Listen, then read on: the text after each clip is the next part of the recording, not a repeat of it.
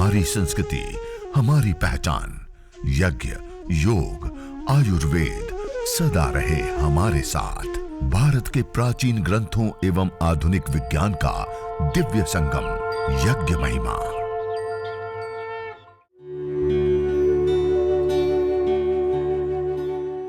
भारतीय संस्कृति में यज्ञ, योग एवं आयुर्वेद जैसी अमूल्य विद्याएं हैं, जिसका मूल है वेद। इतिहास की ओर दृष्टि डालें तो भगवान राम, भगवान कृष्ण से लेकर राजा महाराजाओं, ग्रामवासियों व अरण्यवासी ऋषियों की कुटियों तक नित्य व नैमित्तिक यज्ञों का प्रचलन देखने को मिलता है।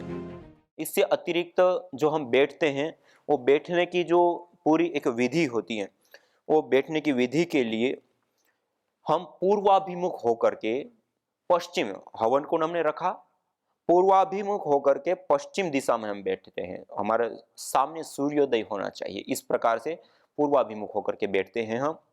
जो मुख्य रूप से घी की आहुति जिस साइड दी जाती है वो, और अन्य जो सज्जन परिवार के जन हैं वो वेदी के अन्य दिशाओं में बैठते हैं, और जो पूर्वाभिमुख होकर बैठते हैं वो घी की आहुति देंगे, और अन्य दिशाओं में बैठते हैं वो नॉर्मल आहुति देंगे।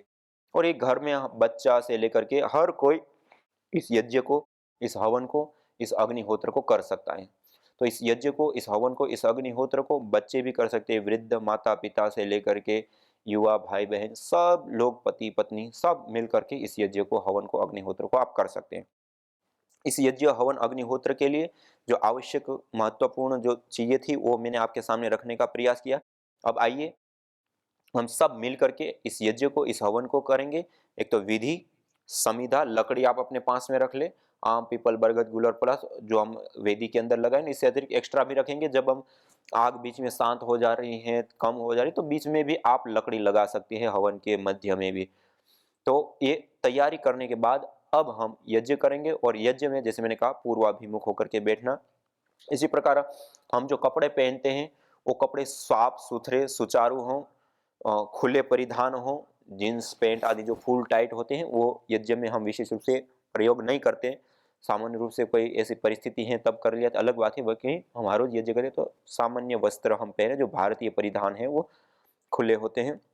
इसी प्रकार से जिस स्थान पे यज्ञ करते हैं वहां पर हम झाड़ू पोछा करके थोड़ा सा पवित्र शुद्ध स्थान बना करके वहां पे हम ये सारा सामान लगा करके और वहां पे हम यज्ञ करें।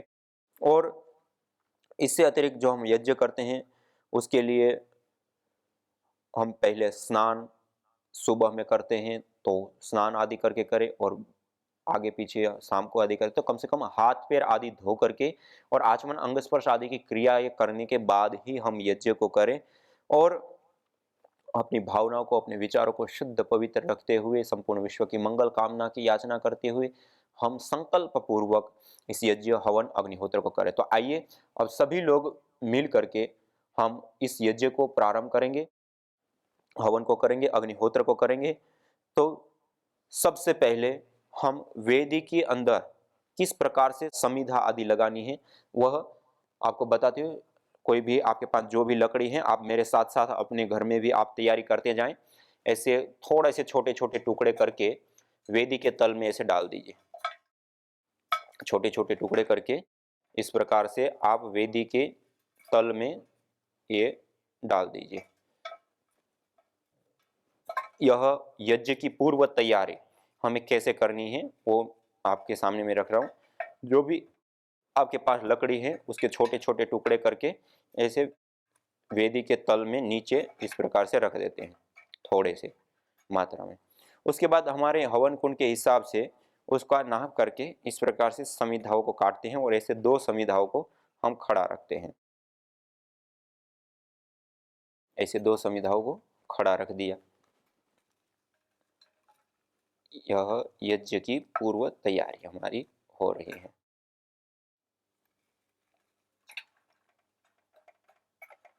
ऐसे 2 खड़ी रख दी। इसके बीच में थोड़ा सा रुई लिया और रुई को पूरा फैला करके और इसके बीच में थोड़ी सी ऐसे रुई रख दीजिए, लगा दीजिए। और उसके ऊपर गाय का घी जो गर्म किया हुआ पिघला हुआ है उसको थोड़ा सा लिया और उसको इसके ऊपर सिंचित कर दीजिए। वो रुई जो हमने रखी, उस रुई को, बाती को आप इस प्रकार से गीला कर दें और समिधा जो हमने छोटी-छोटी रखी उसके ऊपर भी हल्का-सा घी डाल दें और 2 बड़ी समिधाएँ जो हमने रखी उसके ऊपर भी हल्का-हल्का आप डाल सकते हैं। ये हर रोज़ आप करने लगेंगे, फिर आपको करने की आवश्यकता नहीं रहेगी, आपको पता चल जाएगा और प्रैक्टिस हो जाती है। लेकिन आप पहली बार करते हैं तो इस प्रकार थोड़ा-सा घृत अवश्य सिंचित करके इस प्रकार से तैयारी कर लेवें। और दूसरा कपूर, कपूर की 1 या 2 टिकिया लेकर के उसको दबाते हैं तो पाउडर हो जाता है, चूर्ण हो जाता है। और उस पाउडर चूर्ण को उस रुई रखी उसके ऊपर भी, छविदा के ऊपर भी ऐसे थोड़ा-सा पाउडर करके ऐसे ऐसे बुरक दीजिए, थोड़ा-सा मात्रा में, 1 या 2 टिकिया लेकर के। और उसके पश्चात 1 या 2 टिकिया आप अलग से भी रख लें, जब हम अग्न्याधान करेंगे तब विशेष रूप से काम आएगी। तो ये कपूर एक आवश्यकता पड़ती है हमें। ये बाती रुई की जो हमने बनाई थी, ये बाती को नीचे से थोड़ी-सी मात्रा में ऐसे फैला देते, तो फैला देने से वो गिरती नहीं है, ऐसे ये हमने बाती लगा दी। और इसके अंदर भी आप गाय का घृत इस प्रकार से थोड़ा सिंचित कर दें, उसको गीला कर दें और दीपक में 2, 3, 4 चम्मच आवश्यकता अनुसार घी को रख दें। यह दीपक पूर्वक तैयारी हो गई। एक छोटे से पात्र के अंदर जल हमने रख लिया आचमन, अंग स्पर्श आदि की क्रियाओं के लिए। इसी प्रकार से हमने गाय का घी भी रख लिया, दीपक तैयार कर दिया, कलश में जल रख लिया जल सिंचन के लिए, एक छोटी सी प्लेट अवशिष्ट जल को डालने के लिए आचमन अंग स्पर्श के लिए, एक प्लेट में सामग्री ली और एक प्लेट में समिधाएं हमने रख ली। ये पूर्व की तैयारी हो गई। ये हमने वेदी के अंदर की पूर्व तैयारी कर ली। इससे अतिरिक्त हम समिधा दान करते हैं।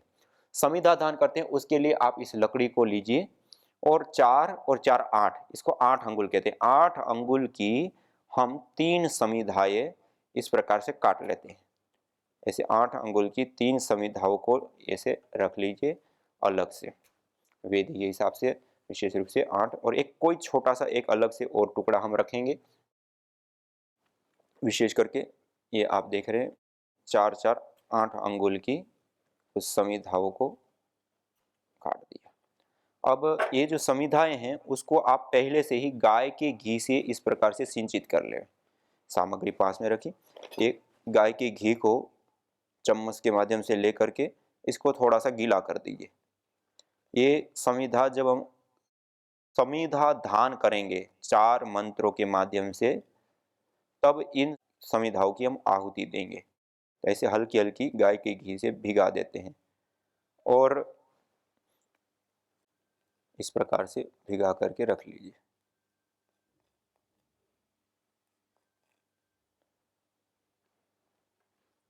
ये 3 समिधाएं 8 8 अंगुल की हमने अलग से गाय के घी से भिगा करके ये रख ली।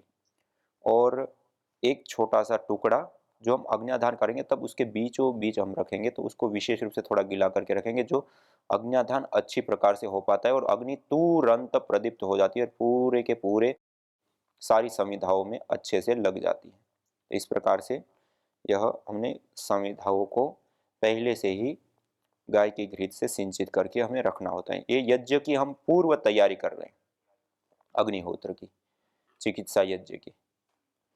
ये हो गई हमारी पूर्व की तैयारी। एक छोटा सा कोई सा कपड़ा आदि आप अपने पास रख ले, हाथ आदि, और कहीं घी वाला या कोई वो हाथ हो जाए तो उसको पोंछने के लिए। इसी प्रकार एक और अन्य नैपकिन आप इस प्रकार छोटा सा कोई रख सकते हैं।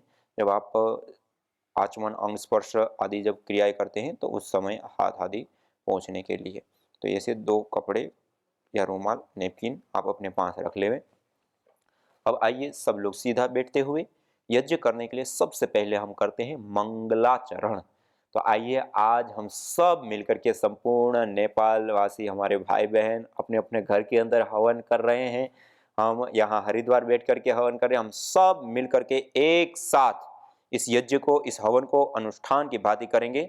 तो यह पूर्व की तैयारी हमने कर ली है। अब पूर्व की तैयारी करने के पश्चात अब हम यज्ञ को प्रारंभ करेंगे। आइए सीधा बैठते हुए लंबा गहरा श्वास भरते हुए 3 बार ओम का उच्चारण करेंगे।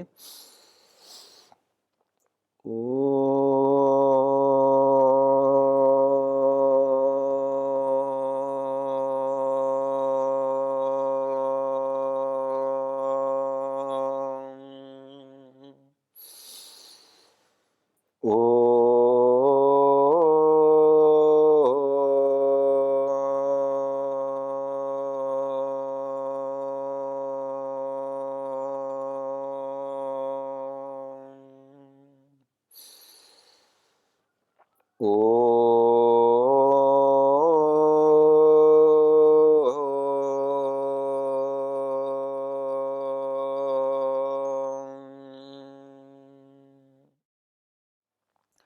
इस प्रकार से 3 बार ओम का उच्चारण करते हैं। इसको कहते हैं मंगलाचरण। 3 बार ओम का उच्चारण करने के बाद अब हम आचमन और अंग स्पर्श, जो पवित्रीकरण और शुद्धिकरण की प्रक्रियाएं होती हैं, उसको हम संपन्न करेंगे।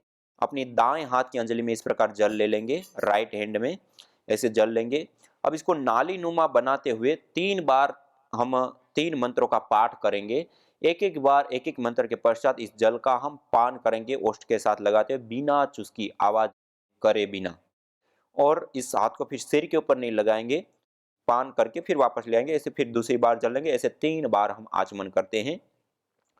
ओम अमृतोपस्तरणमसि स्वाहा। दूसरी बार जल लेंगे। ओम अमृतापिधानमसि स्वाहा। तीसरी बार जल लेंगे। ओम सत्यम यशः श्रीर्मयि श्री श्रयताम स्वाहा। 3 बार आचमन करने के बाद अब हस्त प्रक्षालन कर लेंगे। हाथ को धो लेंगे। जो छोटी सी प्लेट है, उस छोटी सी प्लेट के अंदर अवशिष्ट जल को ऐसे डाल देंगे। उसके बाद अब बाएं हाथ की अंजलि में जल लेंगे। पहले हमने दाएं हाथ अंजलि में लिया था, राइट हैंड में लिया था। अब लेफ्ट हैंड में हम जल लेंगे और दाएं हाथ की मध्यमा और अनामिका 2 उंगलियों को जल में स्पर्श करते हुए, एक एक अंग का स्पर्श करते हुए हम इस प्रक्रिया को आगे बढ़ाएंगे। तो आइए सभी लोग सीधा बैठते हुए अब अंग स्पर्श करेंगे। ओम वाग्मा आस्यस्तु। ओम नसोर्मे प्राणो अस्तु। ओम अक्ष्णोर्मे चक्षुरस्तु। ओम कर्णयोर्मे श्रोत्रमस्तु। ओम बाह्वोर्मे बलमस्तु। ओम ऊर्वोर्म ओजो अस्तु। ओम अरिष्टानि मिंगानि तनुस्तन्वा मे सह सन्तु। शरीर के सभी अवयवों के ऊपर, अंगों के ऊपर हमने जल का छिड़काव कर दिया। अब जल का छिड़काव करने के पश्चात, आचमन, अंग स्पर्श, पवित्रीकरण, शुद्धिकरण की प्रक्रिया के पश्चात अब हम सीधा बैठते हुए, हाथ जोड़ते हुए ईश्वर स्तुति, प्रार्थना, उपासना के 8 मंत्रों का उच्चारण करते हैं। यह मैं एक पूरी विस्तृत विधि बता रहा हूँ। बाकी आगे हम जब ये 5 दिन हम यज्ञ करेंगे तो उसमें आपको जो कम से कम समय में, मानिए 5 मिनट के अंदर आप यज्ञ कर सकते हैं, वो विधि भी आपके सामने रखेंगे। आज हम विस्तार पूर्वक जो पूरी विधि होती है उसको हम जानेंगे। तो सभी लोग सीधा बैठते हुए अपने अपने स्थान पे, अपने अपने घर में हम सब वेद मंत्रों का उच्चारण करेंगे। ईश्वर की स्तुति, प्रार्थना, उपासना वेद मंत्रों के पाठ के साथ हम करेंगे। तो आइए सभी लोग सीधा बैठते हुए, हाथ जोड़ते हुए, अथ ईश्वर स्तुति प्रार्थनोपासना। ओम विश्वानि देव सवितर्दुरितानि परासुव। यद्भद्रं तन्न आसुव। ओम हिरण्यगर्भः समवर्तताग्रे भूतस्य जातः पतिरेक आसीत्। सदाधार पृथिवीं द्यामुते मां कस्मै देवाय हविषा विधेम। ओम यः आत्मदा बलदा यस्य विश्व उपासते प्रसिसंयस्य देवाः। यस्य छायामृतं यस्य मृत्युः कस्मै देवाय हविषा विधेम। ओम यः प्राणतो निमिषतो महित्वैक इद्राजा जगतो बभूव। य ईशे अस्य द्विपदश्चतुष्पदः कस्मै देवाय हविषा विधेम। ओम प्रजा आप्ये नद्यो रुग्रा पृथिवी च दृढा येन स्वस्तमितं येन नाकः। यो अंतरिक्षे रजसो विमानः कस्मै देवाय हविषा विधेम। ॐ प्रजापतेन त्वदेतान्यन्यो विश्वा जातानि परिता बभूव। यत्का आमास्ते जुहुमस्तन्नो अस्तु वयं स्यामपतयो रयिणा। ॐ स नो बन्धुर्जनिता सविधाता धामानि वेद भुवनानि विश्वा। ॐ ये नद्यो रुग्रा पृथिवी च दृढायेन स्वस्तमितं येन नाकः। यो अन्तरिक्षे रजसो विमानः कस्मै देवाय हविषा विधेम। ॐ प्रजापतेन त्वदेतान्यन्यो विश्वा जातानि परिता बभूव। यत्का आमास्ते जुहुमस्तन्नो अस्तु वयं स्यामपतयो रयिणा। ॐ ये नद्यो रुग्रा पृथिवी च दृढायेन स्वस्तमितं येन नाकः। यो अन्तरिक्षे रजसो विमानः कस्मै देवाय हविषा विधेम। अग्नेनय सुपथाराये अस्मान् विश्वानि देव वयुनानि विद्वान्। युयोध्यस्मज्जुहुराणमेनो भूयिष्ठान्ते नम उक्तिं विधेम। इतेश्वरस्तुते प्रार्थनोपासना। इस प्रकार से ईश्वर स्तुति प्रार्थना उपासना के 8 मंत्रों का हमने श्रद्धा भाव के साथ हमने उच्चारण किया। ईश्वर स्तुति प्रार्थना उपासना के पश्चात अब हम दीप प्रज्वलन करते हुए इस यज्ञ को और आगे बढ़ाएंगे। तो अब आप माचिस अपने पास लेकर के और आचमन अंग स्पर्श के पात्रों को आप साइड में कर दें। अब हम दीप प्रज्वलन करेंगे 3 महाव्याहृतियों का उच्चारण करते हुए। ओम भूर्भुवः स्वः। दीप प्रज्वलन करेंगे। जो हमने दिया पहले से तैयार किया था वो दीप प्रज्वलन करने के पश्चात अब हम इस यज्ञ को, हवन को, अग्निहोत्र को हम आगे बढ़ाएंगे। दीप प्रज्वलन के बाद कपूर को आप विशेष रूप से अपने पास में रख लेवें और कपूर को हम विशेष रूप से इस दीप के माध्यम से प्रदीप्त करते हुए वेदी के मध्य में हम रखेंगे। अगले मंत्र के माध्यम से ओम भूर्भुवः स्वर्द्योरिव भूम्ना पृथिवी वरिम्ना तस्या आस्ते पृथिवी देव यजनी पृष्ठे अग्निमन्नादमन्नाद्याया दधे। वेदी के मध्य में इस प्रदीप्त कपूर को रख दीजिए और अब दीपक को ईशान कोण में, उत्तर दिशा और पूर्व दिशा का जो कोण होता है उसको ईशान कोण बोलते हैं, उस ईशान कोण में दीपक को इस प्रकार से रख दीजिए और कलश को भी इसी प्रकार से हम ईशान कोण में रखते हैं।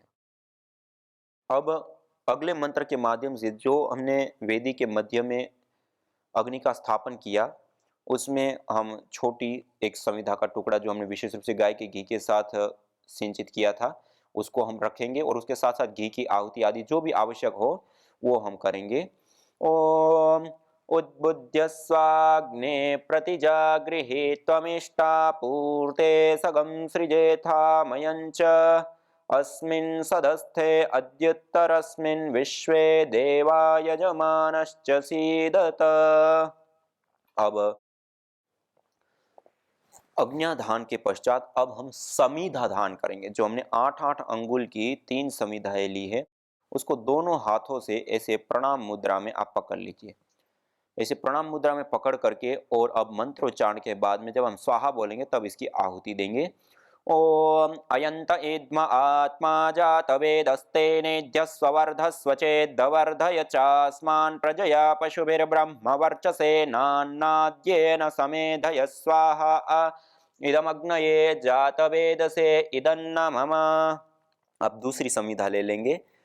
ओम समिधाग्निं दुवस्यत घृतेर्बोधयता तिथिम् अस्मिन् हव्या जुहोतन सोत्सविद्धाय शोचिषे घृतं तीव्रं जुहोतन अग्नये जातवेदसे स्वाहा इदमग्नये जातवेदसे इदन्न मम। अब तीसरी संविधा ले लेंगे। ओम तन्त्वा समिद्भिरङ्गिरो घृतेन वर्धयामसि बृहच्छोचायविष्ठ्य स्वाहा इदमग्नये अंगिरसे इदन्न मम। यह समिधाओं का आधान कर दिया। इस प्रकार से ये समिधाओं को हम चीनते हैं, चारों ओर से उसको अच्छे से हवा लगती, दो खड़ी दो आड़ी, दो खड़ी दो आड़ी, इस प्रकार से हम समिधाओं का चयन करते हैं। इस प्रकार समिधा लगाने पर वो अच्छे से अग्नि प्रदीप्त हो जाती हैं। अब हम एक ही मंत्र का 5 बार उच्चारण करते हुए 5 बार घी की आहुति देंगे। तब तक जो हमने समिधाओं का आधान किया, उन समिधाओं के अंदर, उन लकड़ियों के अंदर वो अग्नि अच्छे से प्रवेश पा जाती हैं और अग्नि के अंदर जो हम जड़ी बूटियां, हवन सामग्री हम आहूत करेंगे, उस जड़ी बूटियां, उस विशेष जो द्रव्य है वह जलने की अवस्था में आ जाएगी। ओम अयंत इद्म आत्मा जातवेदस्तेनेद्यस्वर्धस्व चेद्वर्धय चास्मान् प्रजया पशुभिर्ब्रह्म वर्चसे नान्नाद्येन समेधय स्वाहा इदमग्नये जातवेदसे इदन्न मम। ओम अयंत इद्म आत्मा जातवेदस्तेनेद्यस्वर्धस्व चेद्वर्धय चास्मान् प्रजया पशुभिर्ब्रह्म वर्चसे नान्नाद्येन समेधय स्वाहा इदमग्नये जातवेदसे इदन्न मम। ओम अयंत इद्म आत्मा जातवेदस्तेनेद्यस्वर्धस्व चेद्वर्धय चास्मान् प्रजया पशुभिर्ब्रह्म वर्चसे नान्नाद्येन समेधय स्वाहा इदमग्नये जातवेदसे इदन्न मम। ओम अयंत इद्म आत्मा जातवेदस्तेनेद्यस्वर्धस्व चेद्वर्धय चास्मान् प्रजया पशुभिर्ब्रह्म वर्चसे नान्नाद्येन समेधय स्वाहा इदमग्नये जातवेदसे इदन्न मम। इस प्रकार से एक ही मंत्र का 5 बार उच्चारण करते हुए 5 घी की आहुति देते हैं। 5 घी की आहुति देने तक में वो समिधाओं के अंदर अच्छे से अग्नि प्रवेश पाने लग जाती है, अच्छे से अग्नि प्रदीप्त होने लगती है। इस प्रकार से पंचघृत आहुति के पश्चात अब हम जल सिंचन करते हैं, अर्थात वेदी के चारों दिशाओं में जल का प्रोक्षण करना होता है। इसके लिए सबसे पहले हम वेदी के पूर्व दिशा में दक्षिण से उत्तर की ओर धारा बनाते हुए पहला जल सिंचन एक मंत्र के माध्यम से करेंगे। दाएं हाथ की अंजलि में ले लीजिए जल। ओम अदितेनुमन्यस्व, वेदी के पूर्व दिशा में दक्षिण से उत्तर की ओर ऐसे धारा बनाते हुए।